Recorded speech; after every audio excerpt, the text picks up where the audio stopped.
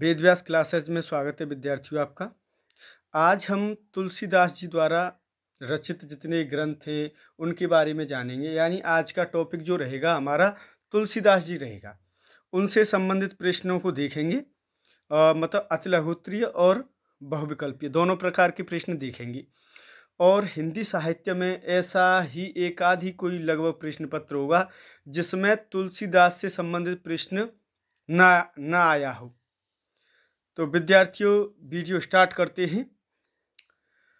तो देखो, पहला प्रश्न है, तुलसी किस काल के कवि हैं? तो सामान्य प्रश्न है और लगभग सभी प्रतियोगी परीक्षाओं में यूपी पुलिस में पिछली बार दास से संबंधित एक रचना पूछने के लिए आई थी। तो आज का टॉपिक हमारा तुलसीदास ही है। और विद्यार्थी अगर तुलसीदास को नहीं पढ़ना चाहते हैं तो वो वीडियो न देखें, क्योंकि आज हम तुलसीदास जी के बारे में ही पढ़ेंगे, जो कुछ पढ़ेंगे। तो तुलसीदास किस काल के कवि हैं? तो तुलसीदास भक्ति काल के कवि हैं। आंसर मिल गया होगा।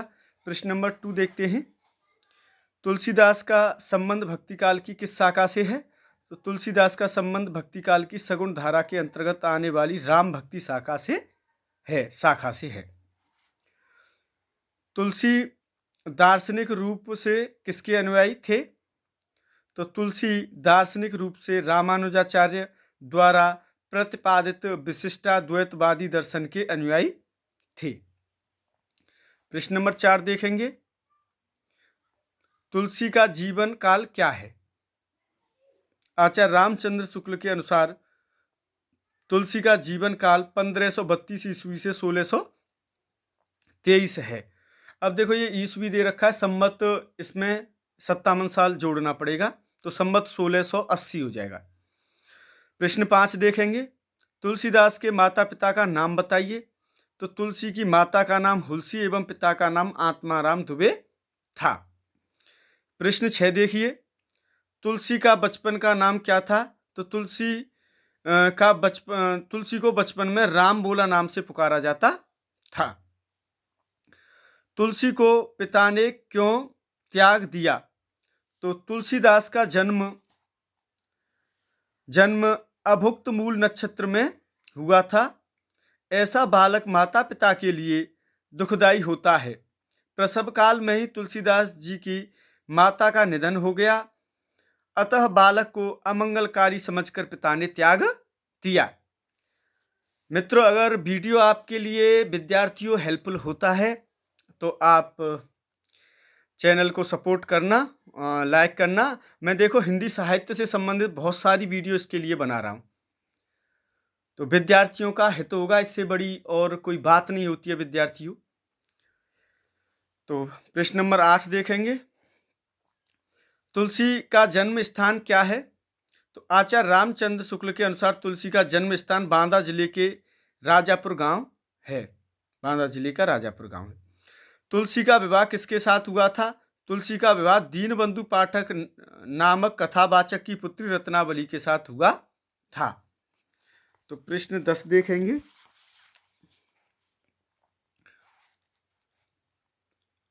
तुलसी की कितनी रचनाएं प्रामाणिक मानी जाती हैं? तुलसी की 12 रचनाएं। तो ध्यान रखेंगे, ये 12 रचनाएं आचार्य रामचंद्र शुक्ल ने प्रामाणिक मानी हैं। आचार्य रामचंद्र शुक्ल ने। तुलसीदास द्वारा रचित महाकाव्य का नाम बताइए। तुलसीदास जी ने रामचरितमानस नामक महाकाव्य की रचना की थी, जो राम कथा पर आधारित है। 12वां देखेंगे प्रश्न। श्री रामचरितमानस किस भाषा में लिखा गया है? तो श्री रामचरितमानस अवधी भाषा में लिखा गया है या हुई है उसकी रचना। ऐसे कुछ प्रश्न हैं विद्यार्थियों जो आपके लिए हेल्पफुल साबित हो सकते हैं। और प्रश्न नंबर 13 देखिए। तो प्रश्न नंबर 13 है, श्री रामचरितमानस में कितने कांड हैं? तो श्री रामचरितमानस में 7 कांड हैं। प्रश्न 14, श्री रामचरितमानस के कांडों के नाम लिखिए। श्री रामचरितमानस के 7 कांडों के नाम इस प्रकार हैं। एक बार ये कांडों से संबंधित प्रश्न यूपी टेट में पूछने के लिए आ गया था। तो बालकांड, अयोध्या कांड, अरण्य कांड, किष्किंधा कांड, सुंदर कांड, लंका कांड, उत्तर कांड। अब याद तो रहेगा कि देखो पन में ही श्री राम वहाँ गए थे विश्वामित्र जी के साथ में, फिर अयोध्या आए थे, फिर अरण्यकांड है, किष्किंधा है, और फिर यहाँ से देखो लंका से बाद में उत्तरकांड है, सुंदरकांड वो है हनुमान जी जो गए थे लंका। प्रश्न 15 देखेंगे विद्यार्थियों। ज्ञान भक्ति का रूपक के माध्यम से विवेचन रामचरितमानस के किस कांड में हुआ है? तो ज्ञान भक्ति का सांग रूपक के माध्यम से विवेचन किस रूपक के? तो सांग रूपक के माध्यम से विवेचन श्री रामचरितमानस के उत्तर कांड में हुआ है। तो उत्तर कांड में हुआ है, इस बात का आप ध्यान रखेंगे। तो ये हो गया। फिर कलयुग का वर्णन एवं राम राज्य का वर्णन किस कांड में हुआ है? तो श्री रामचरितमानस के उत्तर कांड में राम राज्य एवं कलयुग का वर्णन हुआ है, यानी उसमें ही हुआ है। तो राम राज्य का वर्णन भी और कलयुग का भी उत्तरकांड में। श्री रामचरितमानस की रचना कब प्रारंभ हुई? तो श्री रामचरितमानस की रचना संवत 1631 यानी 1574 में प्रारंभ हुई थी। प्रश्न इंपोर्टेंट है, तो आप याद करेंगे। हिंदी साहित्य के विद्यार्थियों के लिए सभी प्रश्न इंपोर्टेंट हैं। हाँ, ये जो क्वेश्चन है, और वैसे जो नॉर्मल जो सामान्य हिंदी में आते हैं तो उनसे रचना और भाषा संबंधित प्रश्न बनते ही बनते हैं। तो हिंदी साहित्य वाले विद्यार्थियों के लिए तो ये वेरी इंपॉर्टेंट है, सभी प्रश्न इंपॉर्टेंट हैं। और कुछ आपको प्रश्न जानते होंगे, कुछ आपको प्रश्न नए भी मिलेंगे इसमें। तो 18वां देखिए, श्री रामचरितमानस की रचना कितने समय में हुई? तो आचार्य रामचंद्र शुक्ल के अनुसार श्री रामचरितमानस की रचना 2 वर्ष 7 माह 26 दिन में पूरी हुई। तो 2 वर्ष 7 माह और 26 दिन, ध्यान रखेंगे आप। विनय पत्रिका की रचना किस भाषा में हुई? तो विनय पत्रिका की रचना ब्रजभाषा में हुई। भाषा संबंधी प्रश्न आ जाता है। विनय पत्रिका का काव्य रूप क्या है? तो विनय पत्रिका मुक्तक गीति शैली में लिखा गया काव्य ग्रंथ है। तो विनय पत्रिका मुक्तक शैली में और गीत शैली में, ध्यान रखना इस बात का। विनय पत्रिका में कुल कितने पद हैं? तो विनय पत्रिका में कुल 279 पद हैं। 279 पद हैं। विनय पत्रिका किसके दरबार में पेश की गई है? तो विनय पत्रिका राम के दरबार में पेश की गई है। विनय पत्रिका को राम के दरबार में किसने पेश किया है? तो विनय पत्रिका को राम के दरबार में लक्ष्मण जी ने पेश किया है। ये विनय पत्रिका से संबंधित है। माता सीता से तुलसीदास क्या प्रार्थना करते हैं? तो माता सीता से तुलसीदास यह प्रार्थना करते हैं कि उपयुक्त अवसर पाकर आप कोई करुण प्रसंग महाराज राम के सामने चलाकर मेरी विनय पत्रिका प्रस्तुत कर देना। कृपालु राम ने यदि मेरी अर्जी सुन ली तो मेरा काम बन जाएगा। 25वां प्रश्न देखिए विद्यार्थियों। विनय पत्रिका किस काव्य परंपरा के अंतर्गत आती है? विनय पत्रिका हिंदी गीति काव्य परंपरा के अंतर्गत आती है। तो गीति काव्य है ये, ध्यान रखना। अब देखिए प्रश्न, अब इधर आ जाओ। तुलसी का कौन सा ग्रंथ समन्वय की विराट चेष्टा है? तुलसी द्वारा रचित श्री रामचरितमानस समन्वय की विराट चेष्टा है। 27वां, लोकनायक वही हो सकता है जो समन्वय कर सके। तुलसी के संबंध में यह कथन किस विद्वान का है? तो यह हजारी प्रसाद द्विवेदी जी का कथन है। तुलसीदास द्वारा रचित 5 प्रसिद्ध काव्य ग्रंथों के नाम बताइए। तुलसीदास द्वारा रचित 5 प्रमुख काव्य ग्रंथ हैं श्री रामचरितमानस, विनय पत्रिका, कवितावली, दोहावली और गीतावली। 29वां देखिए, तुलसीदास द्वारा रचित कम महत्वपूर्ण माने जाने वाले 7 ग्रंथ कौन से हैं? तो तुलसीदास द्वारा रचित अन्य 7 ग्रंथ उक्त 5 ग्रंथों के अतिरिक्त हैं, इस प्रकार हैं। तो वो पहले वालों से हट गए हैं। श्री कृष्ण गीतावली, जानकी मंगल, पार्वती मंगल, रामाज्ञा प्रश्नावली, रामलला नहचू, वैराग्य संदीपनी और बरवे रामायण। तो इनकी रचना आप याद कर सकते हैं और रचना से संबंधित प्रश्न आता ही आता है। तो कृष्ण गीतावली में लोग सूरदास की समझ जाते हैं, इसको ध्यान रखना। और रामाज्ञा प्रश्नावली भी, ये अलग से समझ जाते हैं और तो याद हो जाती है। इसमें थोड़ा सा विद्यार्थी प्रश्न 30 देखेंगे। तुलसीदास के समकालीन दो महान कवियों के नाम बताइए। उनके ही समकालीन थे तो रहीमदास एवं रसकान तुलसीदास के समकालीन कवियों में से हैं। तो प्रश्न अच्छा है, रहीम और रसकान ध्यान रखेंगे आप। विनय पत्रिका में किस शैली का प्रयोग हुआ है? तो विनय पत्रिका में पद शैली का प्रयोग हुआ है, यानी पद है उसमें, दोहा मत कर देना, ध्यान रखना इस बात का, कभी प्रश्न बन जाए तो। विनय पत्रिका के दो पदों की प्रारंभिक पंक्तियां लिखिए। तो विनय पत्रिका के दो पदों की प्रारंभिक पंक्तियां निम्नलिखित हैं। अबलो नसानी अब न नसेहों, केशव कहिए न जाए कहा कहिए। विनय पत्रिका में किस रस की प्रधानता है? तो विनय पत्रिका में शांत रस की प्रधानता है। विनय पत्रिका में वर्णित किन्हीं दो भावों का नाम उल्लेख कीजिए। तो विनय पत्रिका में दैन्य एवं अमर्ष भावों की अभिव्यक्ति हुई है। तुलसीदास के राम किस प्रकार के हैं? तो देख लीजिए, तुलसीदास के राम विष्णु के अवतार हैं जो धर्म की संस्थापना के लिए अवतार ग्रहण करते हैं। वे मर्यादा पुरुषोत्तम हैं तथा निर्गुण परमात्मा ही प्रेम के वशीभूत होकर सगुण रूप धारण करता है। तो विद्यार्थियों, ये 35 प्रश्न तो हो गए आपके अति लघुत्तरीय। अब कुछ इन्हीं से संबंधित कुछ प्रश्न हैं, कुछ आप देख लीजिए, बहुविकल्पीय प्रश्न हैं ये। तो देखो, तुलसीदास का जीवन काल क्या है? तो आपको पता होना चाहिए 1532 से 1623, और वैसे भी बी वाला ऑप्शन मैंने यहाँ लगा दिया है। पहले जब मैं याद करता था तो ऐसे ही करता था, क्योंकि इसको अलग रख के और फिर ऐसे हाथ रख के इनको हम देखते थे, ठीक है। कौन सी रचना तुलसीदास की नहीं है? तो देखिए, और रामायण जो रचना है ये कवितावली है, श्री कृष्ण गीतावली है, जानकी मंगल है, और रामायण वाल्मीकि द्वारा रचित है, तुलसीदास जी द्वारा रचित नहीं है। तुलसीदास का जन्म आचार्य रामचंद्र शुक्ल कहाँ मानते हैं? तो अभी आया था, राजापुर में मानते हैं, ये वाला सही है आपका, चौथा सही है। इनमें से कौन सी रचना महाकाव्य है? तो रामचरितमानस ही महाकाव्य है, आप ध्यान रखेंगे इस चीज का। श्री रामचरितमानस में कितने कांड हैं? तो 7 कांड हैं, अभी प्रश्न आया था। अब आपका रिवीजन भी होता चल रहा है साथ ही साथ। तो देखो, श्री रामचरितमानस की रचना कितने समय में हुई? तो ये ऑप्शन 2 वर्ष, यहाँ वर्ष गलती से लिख गया है बुक वालों पे प्रिंटिंग से। तो श्री रामचरितमानस की रचना कितने समय में हुई? तो 2 वर्ष 7 माह 26 दिन, ये महा है। विनय पत्रिका में कुल कितने पद हैं?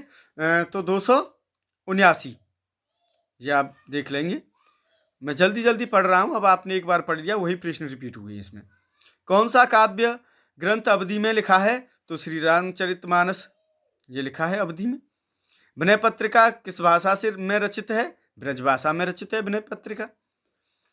हनुमान भाग किस काव्य ग्रंथ के परिशिष्ट में संकलित है? तो ये कवितावली में है। गीतावली, श्री रामचरितमानस कवितावली में है, ध्यान रखना इस बात का। तो बुद्ध देव के बाद भारत के सबसे बड़े लोकनायक तुलसीदास थे, यह कथन हजारी प्रसाद द्विवेदी जी का है। और लोकनायक वही हो सकता है जो समन्वय कर सके, ये भी कथन हजारी प्रसाद द्विवेदी जी का ही है, ध्यान रखना इसमें। ये दोनों कथन हजारी प्रसाद द्विवेदी जी के ही हैं। अब बात करते हैं, इस तरफ कुछ प्रश्न हैं। तुलसी का दर्शन किस वर्ग के अंतर्गत आता है? तो अभी देखो, इनका विशिष्टाद्वैत आता है, विशिष्टाद्वैतवादी, क्योंकि ये ईश्वर को विशिष्ट द्वैत मानते थे। अद्वैतवादी शंकराचार्य थे, लेकिन ये नहीं थे। विनय पत्रिका किस प्रकार का काव्य ग्रंथ है? तो अभी आया था, ये मुक्तक काव्य ग्रंथ है। महाकाव्य, खंड काव्य और प्रबंधन नहीं, मुक्तक है। इसके जो भी छंद हैं वो मुक्तम है। मुक्तक जानते हो काव्य क्या होता है? जिसका एक ही छंद पढ़ने से और काम हो जाता है, अगले की डिपेंडेबल नहीं होता है। जैसे रामचरितमानस है, ये मुक्तक छंद नहीं है, मुक्तक काव्य नहीं है। मुक्तक का तात्पर्य यही होता है कि उसका चौपाई या दोहा जो भी है उसी में उसका आंसर है, आगे का पढ़ने की नीड नहीं पड़ेगी। 115वां देखिए, इनमें से कौन सा ग्रंथ हिंदी गीति काव्य परंपरा के अंतर्गत आता है? तो कौन सा आता है? उपयुक्त सभी आते हैं। देखो, विनय पत्रिका, कवितावली, गीतावली, उपयुक्त सभी, द वाला सही है इसका, मैंने यहाँ लगा दिया है पहले से। केशव कहिए न जाए कहा कहिए पद किस कवि का है? तो ये किसका है? तुलसीदास का है। अबलो नसाली अबलो नसानी अब न नसोहो पद किससे संकलित है? विनय पत्रिका से अभी आया था। विनय पत्रिका में किस रस की प्रधानता है? तो शांत रस की प्रधानता विनय पत्रिका में है। नेक्स्ट देखिए 19वां, श्री रामचंद्र कृपाल भज मन हरण भय भव भव भय दारुणम। यह पद किस काव्य ग्रंथ में है? तो विनय पत्रिका में है। तू दयाल दीन हो तू दान हो भिकारी, तो यह पद किस काव्य ग्रंथ है? तो विनय पत्रिका से। ध्यान रखना ये पंक्तियां हिंदी साहित्य संबंध जो भी परीक्षा होती है उनमें पूछने के लिए आ जाती हैं, और ये केशव वाली तो 100% आती है, लगभग बहुत सारी परीक्षाओं में आ गई है। हम उसके जो परीक्षाओं के प्रश्न पत्र आए हुए हैं उनका हम एक वीडियो हम डाल चुके हैं 1 घंटा का, उसमें हिंदी साहित्य का थंबनेल लगा हुआ है, तो उससे संबंधित हम नेक्स्ट वीडियो भी अभी डालने वाले हैं। 1-2 दिन लगेगा क्योंकि वीडियो को यहाँ देहात में अपलोड करने में समय लगता है, तो लेकिन आज तो 1-2 वीडियो पर डे आपको मिलेगा ही मिलेगा इस चैनल पे, हिंदी साहित्य का भी और संस्कृत का भी कुछ मिलेगा। आज मैंने अभिज्ञान शाकुंतलम की डाल दी है वीडियो एक। चलो तो आगे देखते हैं। हाँ, ये तो हो गया था विनय पत्रिका। तुलसीदास की भक्ति किस प्रकार की है? माधुर्य भाव है, दास्य भाव है, सखा भाव है, कांता भाव है? तो दास्य भाव थी। ज्ञान भक्ति विवेचन रामचरितमानस के किस कांड में है? तो ये आपको भी आया था, उत्तरकांड में है। राम राज्य का वर्णन तुलसीदास ने श्री रामचरितमानस के किस कांड में किया है? तो उत्तरकांड अभी हमने पढ़ा था अति लघु उत्तरीय प्रश्न में। तो ये जो प्रश्न है आपके रिवीजन के तौर पर मैंने रख लिए थे। तो आज तुलसीदास के संबंधित में हमें बहुत सारे प्रश्न मिले हैं और सभी उपयोगी हैं। फिर देखिए आगे, ये तो तुलसी के राम किस वर्ग में आते हैं? तो निर्गुण और सगुण दोनों ही वर्गों में तुलसी के राम आते हैं। विकल्प आप देख लेना, मैं इतना समय फिर ज़्यादा हो जाता है और वीडियो भी लंबा हो जाता है। फिर कुछ प्रश्न आगे हैं, ये शायद दिख पा रहे होंगे आपको। ऐसे को उदार जग माही पद में राम के किस गुण को उद्घटित किया गया है? ये 25वां का। तो उदारता को, अब कैसी वीडियो सही नहीं आ रहा है, हाँ अब सही आ रहा है, दिख नहीं रहा था फिर जब से आपको। उदारता को। 26वां, बचपन में तुलसी का नाम क्या था? तो राम बोला था, आपको ध्यान होना चाहिए।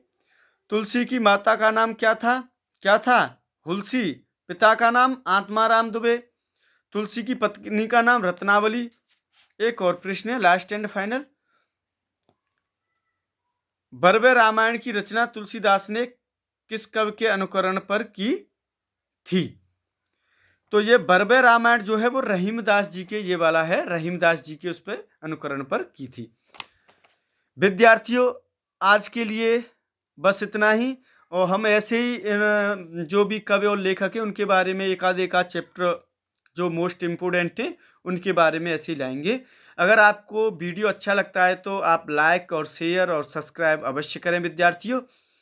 अगर मेरा काम अगर आप इसके लायक है तो करना, और न हो तो बिल्कुल मत करना।